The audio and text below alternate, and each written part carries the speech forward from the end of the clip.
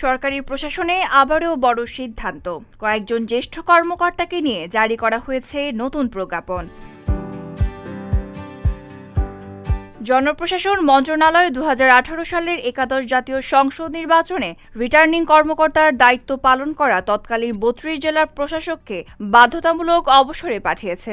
তারা যুগ্ম সচিব পদমর্যাদায় কর্মরত ছিলেন।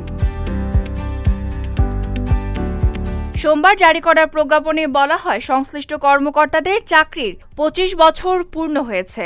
সরকারি চাকরির আইন ২০১৮ এর ৪৫ ধারায় ক্ষমতা বলে জনস্বার্থে তাদের অবসর দেয়া হয়েছে। এর আগে চলতি মাসের ৫ জুলাই ২০১৮ সালে নির্বাচনে পুলিশ সুপারের দায়িত্বে থাকা ৩৩ কর্মকর্তাকেও বাধ্যতামূলক অবসরে পাঠানো হয়। এছাড়া ২০১৪ সালের নির্বাচনে দায়িত্ব পালন করা ২২ জন সাবেক ডিসিকেও একইভাবে অবসর দিয়েছিল অন্তর্বর্তীকালীন সরকার।